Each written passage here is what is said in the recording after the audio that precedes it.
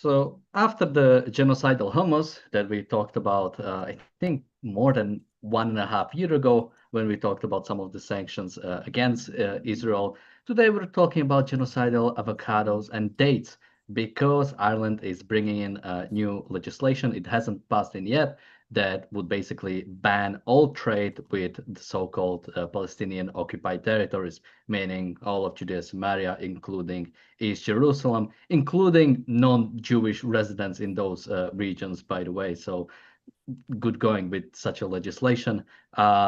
So yeah, that is what Ireland is bringing. That is the first story we'll be talking about today, but we'll also be talking more broadly about the idea of sanctions against Israel, like the BDS movement, as well as the so-called settlers that the sanctions are oftentimes targeting. Joining me today are Stuart Margolis, Alex, and E.R. Reichel. Thank you guys for joining me today. And I'll go to you, Alex. So yeah, apparently this legislation is an important step toward upholding international law. It is meant to signify Israel's commitment to a two-state solution. Ireland's commitment to a two-state solution. Um, I won't talk about the fact that technically this law would be a breach of international law because having this kind of like complete stops of banning trade goes against the World Trade Organization, goes against many European Union things. But sort of that's I think mainly besides the point. Yeah, Alex, what do you make of this attempt? I think it's really on brand for Ireland. Remember, there's this first of all, this is Ireland was one of the Western countries that was most influenced by the KGB, right, by the KGB and their influence operations, specifically in the 1960s and the 1970s. Okay, all of their bullshit quasi-revolutionary figures like Sinn Féin, Gerry Adams, and all the rest of those cretins were trained by the same people that trained Arafat and the PLO. So they're very, very skilled, of course, in kind of media manipulation and wider subversion. So it's really no surprise that, this is widely talked about in the Matroikan archives, widely talked about in Paseka's book, Desinformatia. This is a long campaign, okay? So what we're seeing here is that, Ireland really has to try to, this is more about Ireland than it is about Israel. There's a great sense of shame, okay, in Ireland that they really kind of gave up their revolutionary colonial fight, right, with the British. There's this great shame over it, so where they gave it up. So now they're kind of continuing this anti-Western fight vicariously through sanctioning Israel, of course. Okay, but also I do want to mention that there is this lie that has been going around for nearly a century, that Ireland was neutral, right, in World War II. They weren't. They signed the condolence book for Hitler. Okay, when Hitler was killed in 1945, there was a massive coordination between between the Nazis and, of course, the Republican Irish. It's arguable whether or not the IRA was a Nazi group. So this is just really, for me, this is just a continuation, of course, of this war against the Jews. But really, I think it's deeper than that. It's Ireland's philosophical argument with their self that they really have to rectify and figure out, are we Western, okay, or are we, Cuba? We have a super chat from Bonnie. Thank you so much. A super chat from Jonathan. Thank you so much. And a super chat from PC. Thank you so much. He says, I refuse to travel to Ireland. Actually, people might not know, but Ireland actually was one of my sort of like favorite countries when I was younger that I really wanted to travel to. It's kind of going away. It is truly not what at least I thought it is. Going to you, ER. So Ireland is, from what I understand, the second biggest importer of Israeli products and services. It has to do a lot with the financial sector, but Ireland is that. And this is a clearly like when you think of like altruistic acts, like you cannot think of more such a thing as this. This will, if this passes through, this will damage the Irish economy.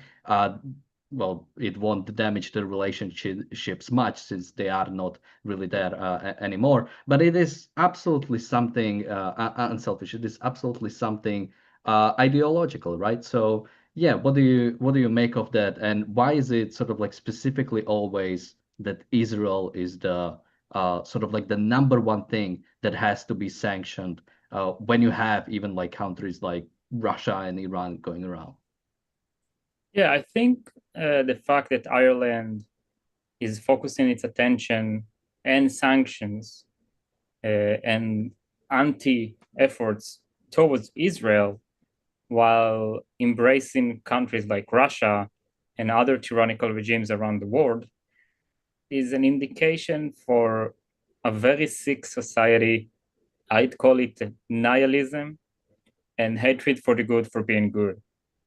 So they basically look at Israel and I think they feel sort of envious and they just hate the Israelis for standing up for themselves and defending themselves and wanting to live and to succeed while they are stuck in a postmodern view of oppressor versus the oppressed kind of reality. And I think it's very sad. And yeah, they're going to hurt themselves. I think eventually, I assume the sanctions won't be as harsh as it seems right now. I think the internal politics will do their own thing. And usually, when a government goes against some sectors, they would fight and they would lobby for their own interest. And obviously, many of Irish strong companies, whether it is banking, finance, and high tech, are going to be damaged by those sanctions if they'll come as is. So I assume there's going to be also an internal fight within Ireland. Yeah, I mean, to go to you, Stuart, so these sanctions are supposed to, help as I think I think it was the foreign minister who said, sort of like paraphrasing, to stop the genocide going in Gaza. And, this kind of, like so many things have to come in together, right? Like you have to believe that Israel is committing genocide in Gaza. You have to believe that somehow putting sanctions on specifically, not even all of Israel, specifically the sort of like targeting Jews in Judea and Samaria, that specifically targeting them, that will somehow stop these acts of Israel. Yeah, I mean, how can such a thing even exist? What brings a country or people to sort of believe in such a thing? I don't know that they really believe it. I see this as largely performative, as so much of politics is these days. I think they're trying to make a statement. I don't think that probably the people proposing this bill actually believe that it's going to stop genocide, if indeed they believe that there's a genocide happening. I think they're appealing to some constituency within Ireland, and I don't know enough about Irish politics, but I suspect that this is largely to look good to a certain group of people, and I think it also, so much of the time, these kinds of laws, although I think the people supporting the laws perhaps are not even aware of it, but I think there is anti-Semitism beneath this, and I think Ireland has a long history of anti-Semitism, as most Catholic countries do.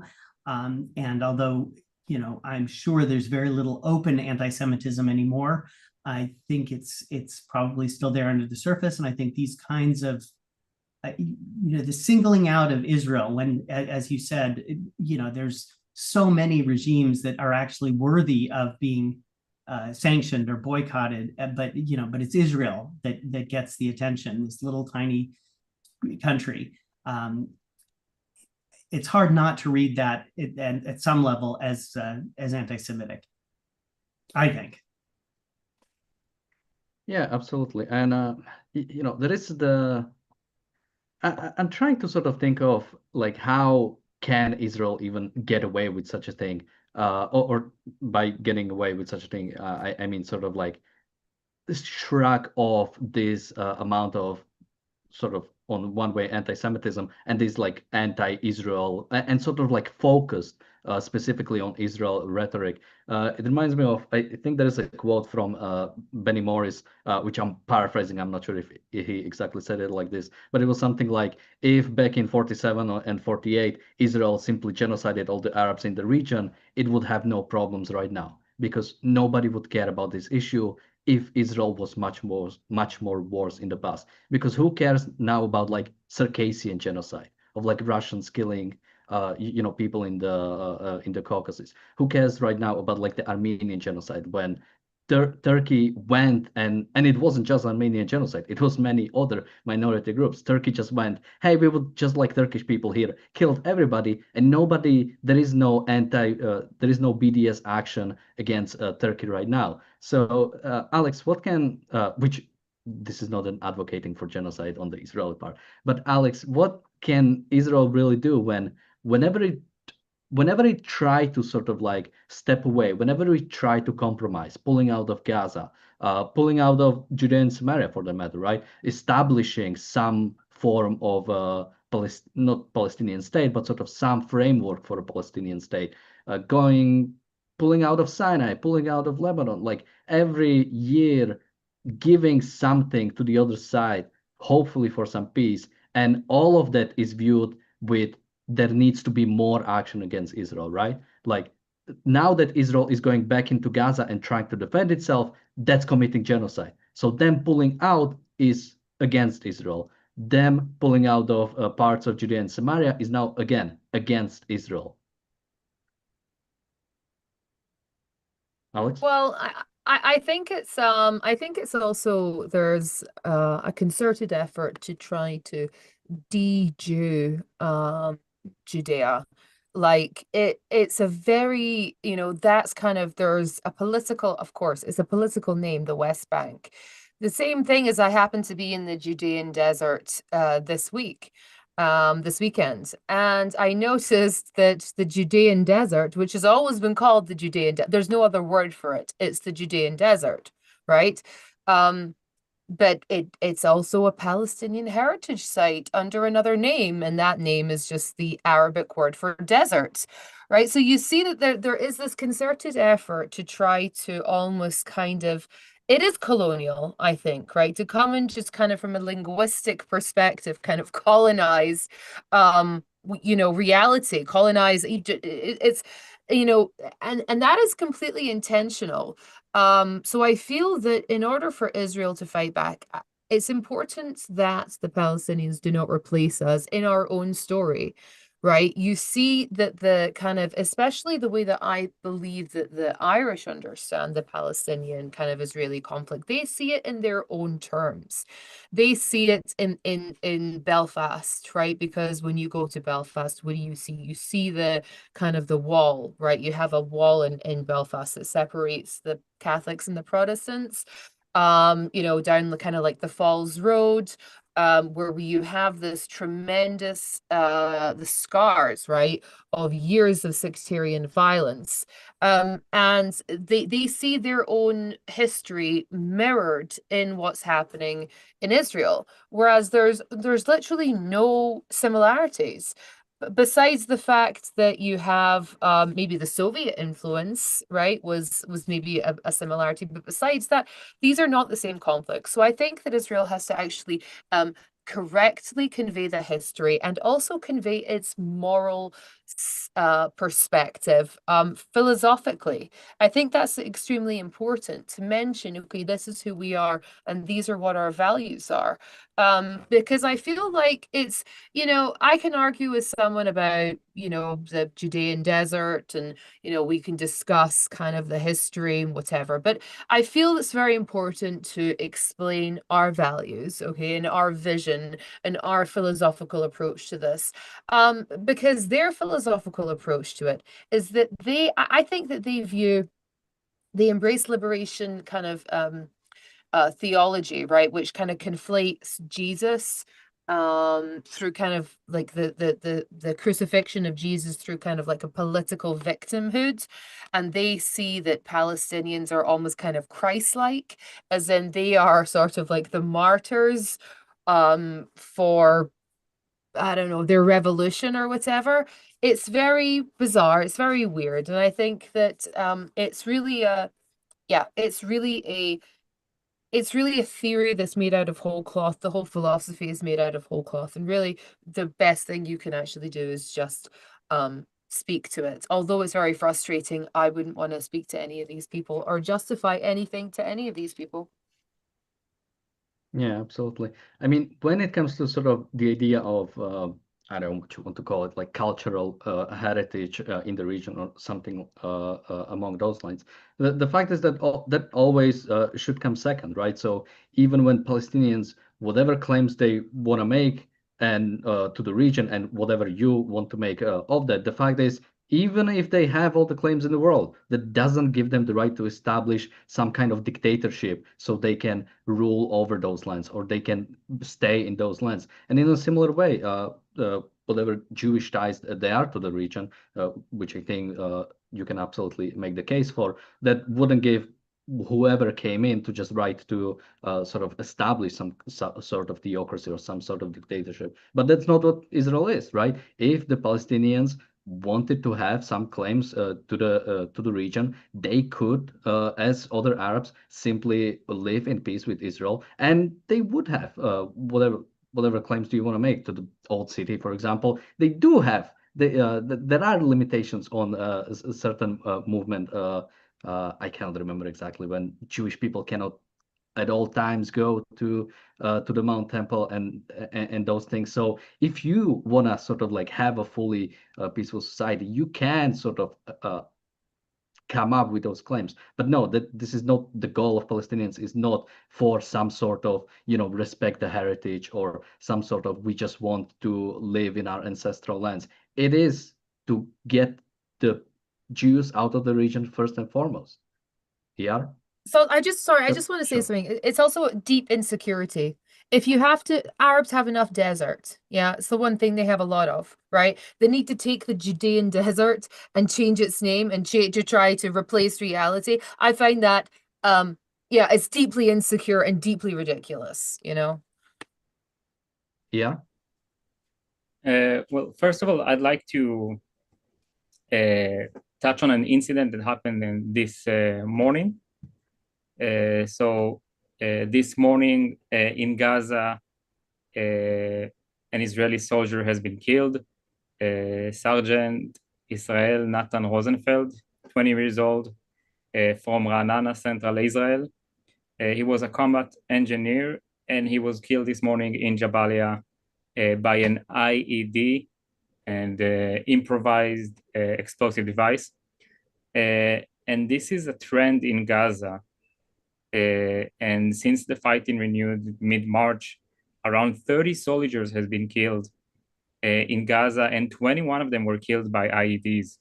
And this is Hamas' core strategy right now, to hide like rats behind the civilians that receive all the moral sanction from the West, yet they're hiding Hamas, and they just jump out on IDF, plant a charge, and run away. And since the ground operation in Gaza, not included October 7th, we lost 438 soldiers and defense personnel. And just wanted to touch on that because it's it's been on the news today. And just to touch on this point, that we are paying a price for us giving moral sanction to the Gazan population, although the vast majority of them hold the ideology of Palestinianism that seeks the destruction of Israel. But we are basically sacrificing our soldiers and the security of Israelis in general for the sake of those people. Yeah, absolutely. And I mean, I can go to you, Stuart, with this. because there is this idea in the West, as Iyar sort of said, this idea of like innocent Palestinians, and generally this one of my favorite points to make is that in the West there is this belief that there are innocent Palestinians, and there is Hamas, who is basically like, imagine a bank situation where you have a bunch of bank robbers taking over and all the Palestinians are hostages. So you just have this Hamas imposed itself on population, and the population itself doesn't support Hamas, doesn't have anything to do with it. They do not want them, but we do not see any Palestinians standing up. We do not see any sort of dissidents really rising up. Yet in the West, there is still sort of like a belief that if only we get rid of Hamas, or that Israel should only get rid of Hamas, should only specifically target Hamas, and then this will somehow sort of like solve the situation. But yeah, it does seem. I would make my point, but I'm wondering what you think of this sort of like dissociation between the Palestinian people and sort of their governance.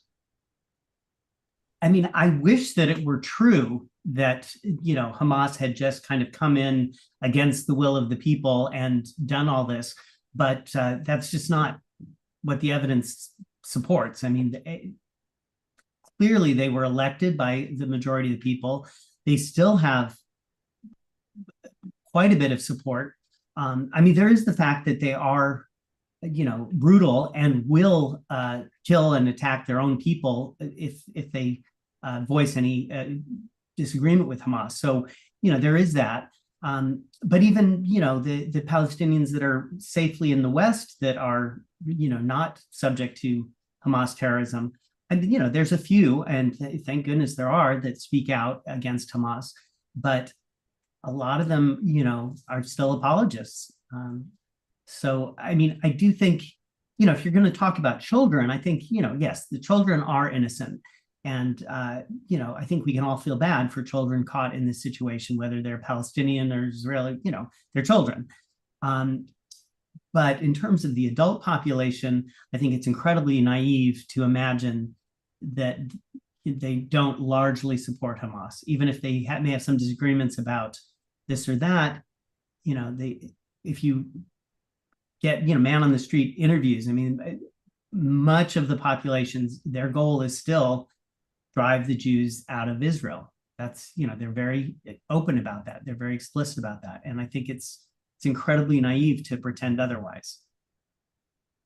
Yeah, and that's what generally makes it weird. This sort of unique both support of Palestinians when it comes to sort of like the outside support, both either for the population itself or for any kind of two-state solution, because there never seems to be any demands of the Palestinian people. There never seems to be any, it's always on Israel. Even when you have the UN, the Special Rapporteur for the occupied Palestinian territories, for every single other special rapporteurs, their goal is to go to countries like, I think there's one for Belarus, North Korea, is to go to those countries and speak to the leadership of those countries about their violation of human rights in those specific countries. But when it comes to Israel specifically, or the Palestinian territory specifically, it's for them to go in and report on Israel, what Israel is doing wrong, not to report on what the Palestinian leadership is doing wrong. And that's what brings me to sort of like the broader topic of the before BDS that, I'd sure. like to touch on Stuart's point for a moment. Sure.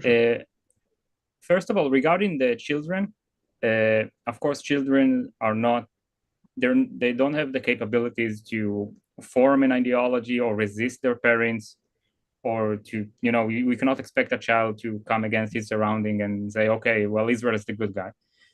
Yet, some people are responsible for those children, and those people are their parents, and in general, the regime. And children living in a tyrannical state are in a very bad situation. And the best thing to do for those children is remove this tyrannical regime and set them free. Absolutely. And the people responsible for the state of the children is their parents, who's giving moral sanction to the regime. And when we look at World War II, on France under Nazi occupation, the Nazis were stronger than Hamas in that sense. They had the Gestapo, they had informers, they had strong powers, yet there was a French resistance against the Nazis in World War II. And when the Allies attacked the Nazis, the resistance helped them, risking their own lives and cheering to the operations that lead to people in the French resistance death, because it's removed the Nazi regime. And where is the resistance in Gaza? It is non-existent.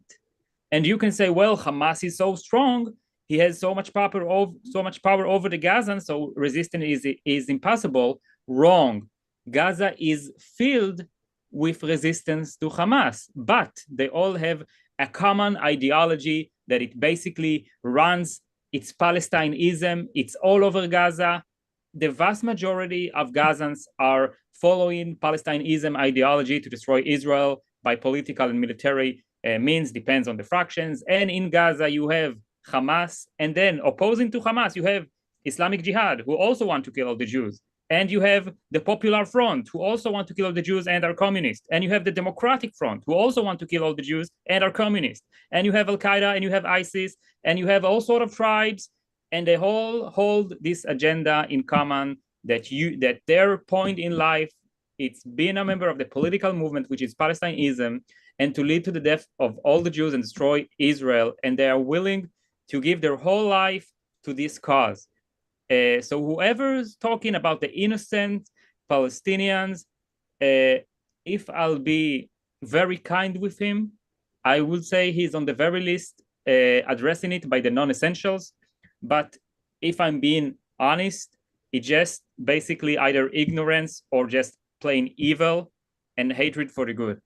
There is no other reason people would just cling to this argument other than trying to basically create a blood libel against Israel that is supposedly harming people they have no reason to harm.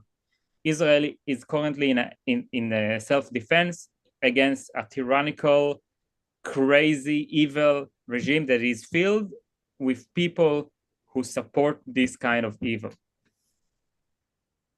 Yeah, and generally, I mean, when you talked about the resistance to the Nazi occupation by the French, you can go even to much tougher situations. I mean, talking, from my own region, Czechoslovakia, you had Heydrich, who was the ruler of the Bohemia and Moravia, the German protectorate. Czech people killed him. They assassinated him. They assassinated the chief guy behind the Holocaust. You had in my own country, Slovakia, that was actually a fascist regime. There was an uprising that was suppressed.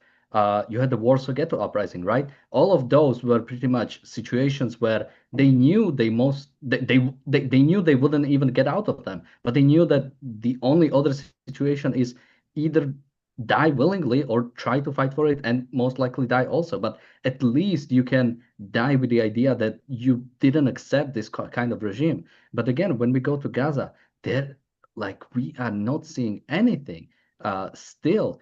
And whenever we hear of something, it's always maybe one family speaks out and says they'll stand up to Hamas or something, but we've heard about it, but we haven't really seen anything of that. So that there's there really doesn't seem to be anything yet. In the West, there is still this idealization of the Palestinian population. I wanted to bring up the BDS movement. Again, this is not something that was created after October 7 or anything like that. BDS movement is about 20 years old. So there was no catalyst that said, okay, now there is this big thing that now we have. Oh, not to even mention October 7 being your catalyst to find something. The fact that Jews getting killed is something to inspire you to found an organization to push against Jewish people is already not great. But yeah, to go to you, Alex, there is this BDS movement. We had and is this a big thing in America, right? That you now even have anti-BDS legislation, that it is this big thing. The the current front runner for the New York mayor election. He talked about BDS before he was running. So it really does seem that no matter who you are in American politics, you need to have an opinion on, or especially if you are pro-Palestinian or you are on anti-Israel side, you need to actively advocate for basically not trading with Israel or not involving yourselves with the only Jewish nation in any way, shape, or form. Yeah, I mean, I kind of want to take a leaf out of AR's book here and just talk about, so tomorrow is going to be June the 30th. And June 30th is the anniversary of a murder, okay, that took place around 7 years ago. Sorry. No, it was 9 years ago. So a 17-year-old Palestinian broke into a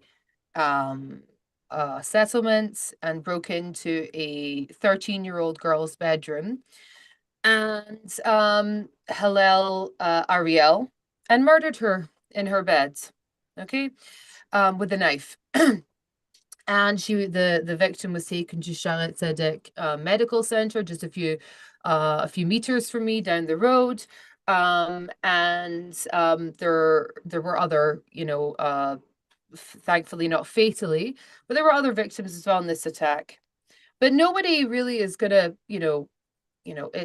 nobody ever talks about that, okay, about the phenomenon of, teenage children, okay, Palestinian boys, another pair of Palestinian boys, both 17 years old, broke into a settlement in Itamar and with a knife killed an entire family, including a 4-month-old baby.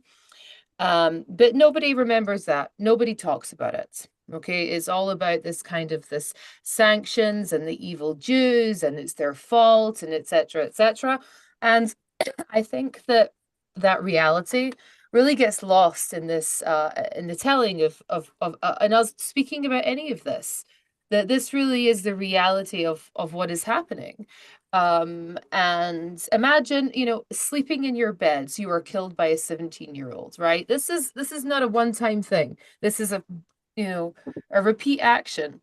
And those children, okay, are then repeated in the Western media as being kind of, Palestinian children that are being arbitrarily locked up, that Israel has these prisons, these child prisons, for these kinds of people. And it's just quite astounding. And when we think as well about Hillel Ariel, her murderer is receiving European Union money through the Martyrs Funds, okay, every month into his bank account as he sits in jail. That's what you're paying for in the European Union. This is what your money is going for. And all of this kind of gets lost in the stories of avocados and of, settlement products. Maybe a settlement product is terrorism, right? What is the Palestinian kind of national export? It's terrorism. Okay, I mean it's a global brand at this point. I mean this is what it is. So whether there is a resistance to Hamas or a resistance to Islamic Jihad or a resistance to Daesh or whatever, there's no resistance to these ideas, right? That these people who commit these acts, I see it myself, by the way, right? That when I drive through Jericho, you can see on the walls, right, pictures of these punks, right? The one direction of the Palestinian society. It's men, it's young boys, 17, 18, who knows, holding Kalashnikovs, and they're martyrs. Okay, these are the heroes, right? This is the society, this is the culture. And for me, I think this culture has to be destroyed. And I think it has to be destroyed, probably militarily and also very much philosophically, we need to stop giving it sanction, because it avocados, whatever, it's nothing to do with that, right? It's actually about Jewish civil rights, I think, and about the recognition really of Jews as people, as humans with rights, with property rights. Yeah, I mean, and generally the way this whole conversation is being oftentimes sort of talked about, right? Like you always hear about the settler violence, and that has become sort of like a used concept by Haaretz, by B'Tselem, by the sort of Israeli organizations. Yet, I think we did a video, I think like 2 or 3 weeks ago. If you just look up settler violence, Ayn Rand Center UK, you'll be able to find it, or I'll put it in the description, where I think one organization went through sort of all accounts of the settler violence by B'Tselem and different organizations, and it showed that it's not like absolute majority of them. I think like 90 or 95% were started by Palestinians, but were still attributed or were still part of the settler violence, even when they were started by Palestinians. So I mean, I'll go to you, Stuart. There is this like concept created, right? To basically make something big of something that really isn't existent. I mean, imagine if in America, I don't know what to even like come out with an example, but there was something like Asian American, I don't know, murder problem or something like that. And when you went into data, it would show that Asians are not more likely to portray to murder, or are even less likely. I mean, what is such a, I mean, we know the importance of concepts, right? If you have this thing repeated over and over again, then even the existence of that concept is already given in to this idea. Yeah, it's unfortunately, I don't think Israel is very good at shaping the narrative. And so, yeah, they've allowed the world to kind of come up with this narrative of the Palestinians as victims. And, although certainly you can find isolated cases of them being unjustly victimized. As Alex pointed out, the vast majority of the victimization is in the other direction. And it's by design. And that's not widely, I think, recognized, and outside of Israel anyway, that, it's not that this is just some, Western type of people that are subject to this persecution. These are, people that have been indoctrinated in Islam and in anti-Jewish hatred from the cradle. I mean, I'm sure you've all seen, interviews with kindergartners, and, they can barely form a sentence, but the sentence they're forming is, we must kill the Jews. It's like, this is the culture that we're up against. And I don't think that most of the world is shown that or understands that. And I think partly it's because the lack of moral clarity from Israel itself. And the bigger issue, as I'm sure has been discussed many times on the show, is this whole idea that strength and productivity essentially are in their nature oppressive, and therefore it's the weak and the vulnerable that are the good. And so it's Israel's success that makes them, that they must be the oppressors. And I think that narrative sells in most of the world, unfortunately. And I don't think Israel has done enough, maybe partly because I don't think they understand it the way we do, but they haven't done enough to counter that narrative. Yeah, and sort of going, first of all, we have super chats from Jonathan. Thank you so much. He says, Alex fan. We have a super chat from PC. Thank you so much. He says, Catholic nature of Ireland is why. Well, even then, it's not like every single Catholic nation is this anti-Semitic hellhole on the way that Ireland is. I think that does seem to be something sort of unique to it. We also have a super chat from PC. Another one, thank you so much. He says Corbyn should move to Ireland, take Galloway too. Well, wouldn't that be nice? We also have another super chat from PC. Thank you so much. He says Israel should ban Irish from visiting. Well, we always have few people from Ireland coming in our chat and saying they do not agree with what their government is doing. Unfortunately, that does seem the sort of anti-Israel nature does seem to be sort of uniform across the political spectrum. I think even like the current government is in Ireland is like the sort of the right-wing government, and even that one is like very anti-Israel. We also have a super chat from Jeff. Thank you so much. And Mr. BT has become a new member. Thank you so much. And let me mention that people should sign up for our newsletter using the link in the chat and in the description so you can know about all the great stuff we are doing. And one of the great stuff we are doing is actually the Daily Objective live in Boston on July 1st. So in just 2 days, link for that to sign up for that is in the chat. You can come join and watch us. And actually, ER is actually going to be there. He is coming to America. He's coming to Boston, and he'll join us for that as well. So make sure to sign up.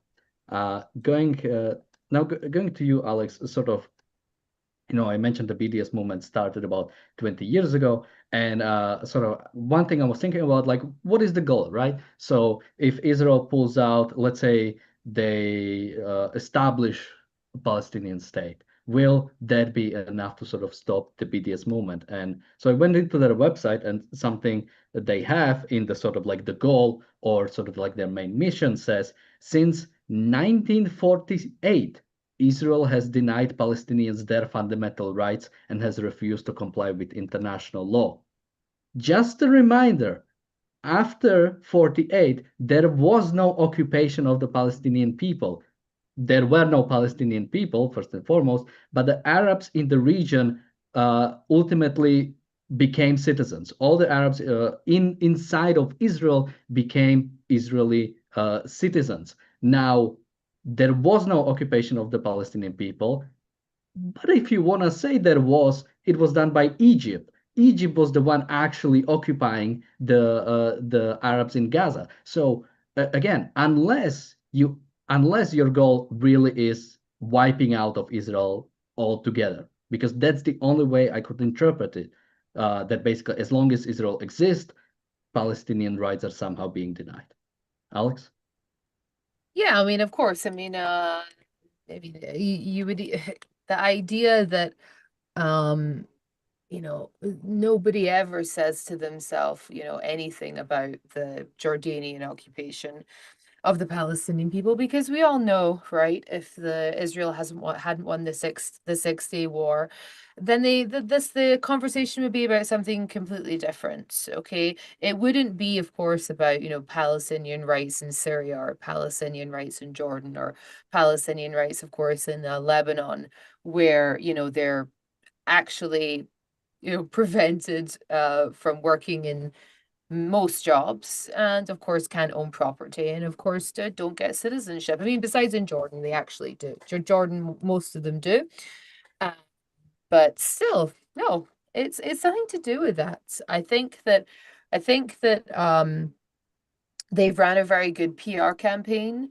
That the BDS movement, of course, as we all know, has been a complete failure. As the BDS movement writes their kind of their little art project or whatever it is. I mean, they're doing it with Israeli technology. I mean, it's so performative. It is painful. But I think it's you're always torn whether you feel kind of disgust or whether you feel like genuine pity, right? It's kind of like it's sort of like this group of people who have this perpetual axe to grind against nothing.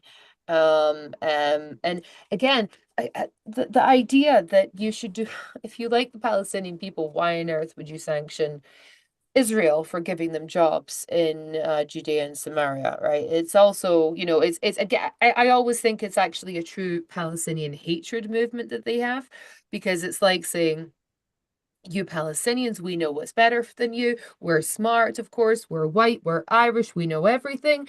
We're telling you what you mustn't sell your house to a Jew.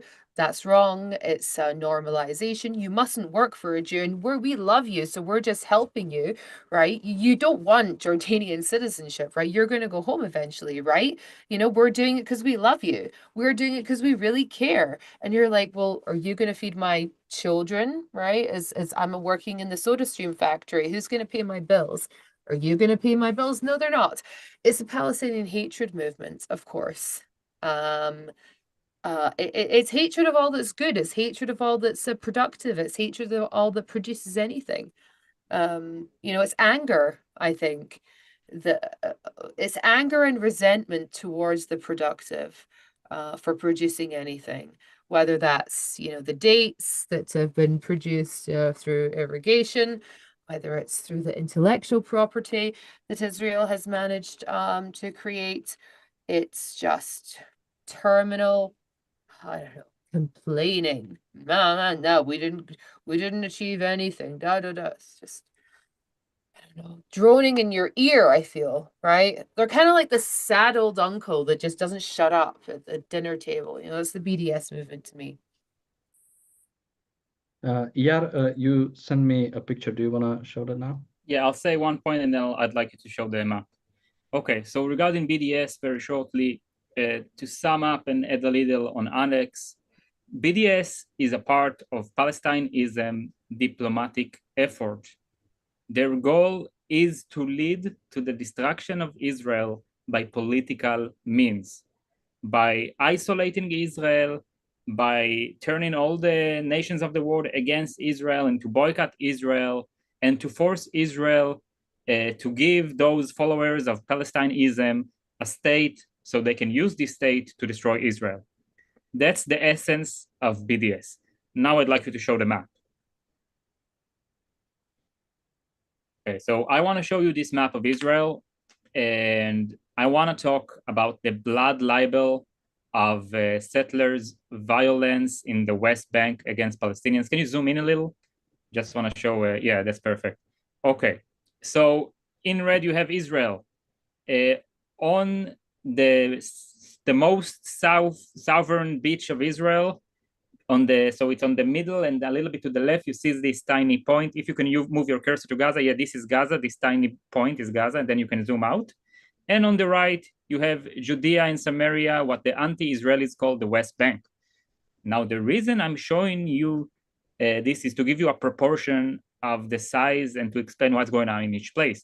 So in 2005, Israel left Gaza, this tiny piece of land, this tiny border. They gave it to the Arabs who are in the political movement of Palestinianism, as we talked about.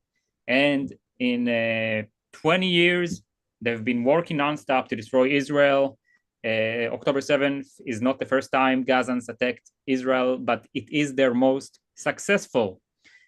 In one day, they have managed to kill 1,300 Israelis.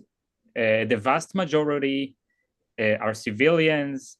All of them, all of the people they killed are innocent Israeli people murdered by evil Palestinians. Now, here's a question. Why didn't we see those numbers in Judea and Samaria? And I'll be referring to this area as Judea and Samaria exclusively for now. Others may call it the West Bank. So why didn't we see these numbers and more in October 7th? This is a way, way larger border. There are plenty of Arabs there, those who follow Palestinianism.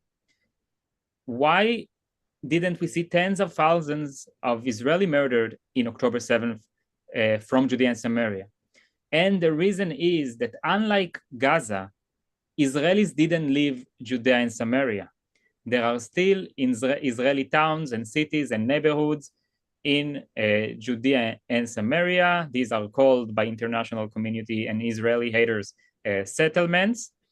And they are the reason Hamas and other entities could not grow in Judea and Samaria. When there are Israelis there, there's going to be people defending themselves. We're going to know what's going on there because we basically have presence in the area, so they cannot stockpile missiles, they cannot build tunnel, they cannot prepare to invade Israel. Now, the situation there is not good. They are stockpiling on ammo, unfortunately, yet it's way harder for them to organize over there. Basically, Gaza was and is a terror state. Because Israel was out, they could do whatever they want in there, and they use it to destroy Israel and kill the Jews. This did not happen in Judea and Samaria. The reason I'm telling you this in the context of the blood libel of settlers' violence is to demonstrate to you the important role of the Israelis in Judea and Samaria. They are the one protecting Ra'anana and Kfar Saba and Ramat Gan and Tel Aviv and Jerusalem. They are the one protecting millions of Israelis and preventing October 7th in central Israel and in larger magnitudes. This is crucial. This is very important. And they are suffering. The Israelis in Judea and Samaria are suffering from what I call a one-sided anarchy. There is an anarchy against Israelis, and there is a defense for Arabs, for those who follow Palestinianism. Now, let me explain. In Judea and Samaria, there are Israeli cities and there are Palestinian cities. This is often called Palestine. There is the Palestinian Authority, and they govern themselves. And these are the one, by the way, this is the Palestinian Authority led by Abu Mazen or Mahmoud Abbas or whatever you want to call him. This is the Palestinian Authority that pays for terrorists with the money they get from the European Union. This is the Palestinian authorities who gives death penalty to people who sell property to Jews. And this is the Palestinian Authority where people are free within the premise of the Palestinian areas, are free to lynch other Arabs. Arabs can lynch other Arabs if they suspect they are cooperating with Jews. And this is all factual. You can check me on that. There are many cases and news stories about that. Now, why am I calling this one-side anarchy? Because if an Arab attacks a Jew in Judea and Samaria, in many cases, the army, of course, the Palestinian Authority would not do anything, but also the Israeli army would most often not protect the Israeli. So this is the anarchy side. But on the other side, Palestinians does have protection. That means that basically a Palestinian can come, throw stones, throw Molotov cocktails, try to murder Israelis, go back to his Palestinian controlled house, and nobody's gonna try and catch him. Nobody's gonna arrest him. He's basically safe. And then the Israelis in Judea and Samaria are basically being attacked, have no state to protect them in many cases. And in such case, people basically have no choice, but in anarchy, you have to defend yourself. And this is bad. This is a bad situation. Then Israelis in Judea and Samaria have to take the law to their own hands because nobody is protecting them from violence. This is a very bad situation. I don't want Israelis to have to defend themselves from Arab violence. It should be done by the government. It should be done from the Israeli military or Israeli police. And the fact that Israel is not doing that is a shame. And now let me tell you the reason why. And the reason is, of course, regarding the worldview and moral sanction. You know me. This is always the reason in this case. So basically, there is international pressure against Israel not to do anything that will destabilize or whatever the Palestinian Authority. And Israel, in this regard, is lacking moral pride. We should be saying, no, these people are trying to kill us. We're going to go after them, doesn't matter what. And we're not doing that. There is dirty politics with the Palestinian Authority, unfortunately, and the military is playing that game, and there are things they cannot do, and they cannot protect Israelis in this regard over there. And then the Israelis living in Judea and Samaria just left to defend themselves from violence on their own. And then after all of this, after all of they've been telling you, they've been scrutinized, and it is called settlers' violence. People having no choice but to defend themselves. Think of Howard Rourke when basically he had this deal with Peter Keating, and They destroyed his project and built it not in the way he wanted to, and he couldn't go to the government to go and let them ask them to defend his property, his intellectual property, because the crime was done by the government. So he has no option but to resort to violence. Okay, so this is I see it as a good example. Like, people are being attacked. There is no government to defend them. They have to do something to protect their life, and then they're being accused in a horrible blood libel and being called settler violence, as if they come and initiate violence against innocent people for the lols and for the fun. This is absurd, and Israel, and I think I blame Israel here. We should be stricter with the Arabs in Judea and Samaria and prevent them from initiating violence against Israelis and hunt them down. And we're not doing that. We're afraid. We're not proud enough. And that's a big problem. Yeah, and also like if there was to be an invasion from Judea and Samaria, and also, yeah, you're saying you're just going to call it Judea and Samaria. I feel bad for Binyamin. Binyamin just gets completely forgotten here, like we're chopped liver or something. Okay, there's a lot of great areas in Binyamin, but we've got lovely areas. Please come and visit. Okay. Okay, New Zealand. Okay. So yeah, so if they were going to actually initiate an invasion, right, from Judea and Samaria, it would be so much easier, right? Because really that's all of the high ground. So, if you go to the Judean hills and you just stand, you can look down onto Ben Gurion Airport, right? You can look down onto all of the plains, right, of Israel. And it would be far easier to initiate an invasion from there, because you have the valleys and you have the high ground as well. So really quite frightening. And just to give you an example of how close these areas are, if I sit in my garden, I can look into houses in Ramallah. Like, I can look into the apartments, right? I can see what they have for breakfast, right? So it's extremely close. And just, you sit there one day and you just think, I wonder when it's going to come. I mean, I wonder when this